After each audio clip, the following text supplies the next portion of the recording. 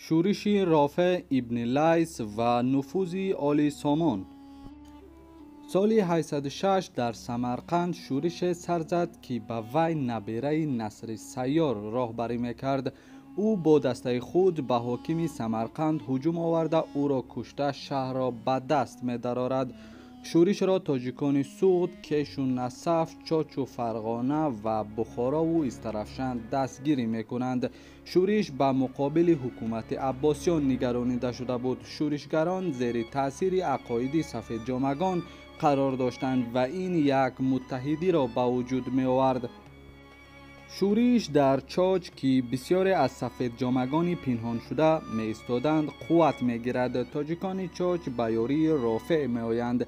در این وقت امیر خراسان مأمون پسر خلیفه هارون الرشید بود. موافق روایت یعقوب در ورزرود قوه بزرگی ضد عباسیان فراهم آمده بود. مأمون سپاه کلان با سرداری خرسمه فرستاد.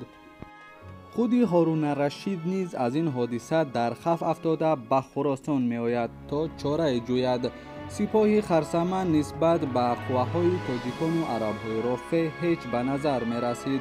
مأمون فرزندان اسد را که در بلخ بودند و در بین اهالی آبروی زیاده داشتند نامه نوشته آنها را به کمک طلبید.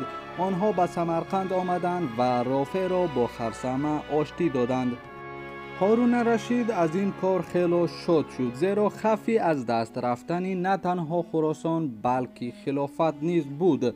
هارون الرشید در این سفر در شهر طوس وفات می کند. مأمون به جای پدر نشسته به امیر خراسان قیصای عباد مکتوب نوشته می فرماید که پسران اسد را سرداری و ولایت های ورزرود تعیین نماید، زیرا آنها در بین اهالی و اشرافان و مردمان خود نفوذی بلند دارند و آرامی ورزرود را تامین می نمایند. از این دلیل های تاریخی برمی آید که دودمان سامان خداد در آخر عصر 8 و ابتدای عصر 9 در عالم اسلام آبروی خیلی بلند داشتند.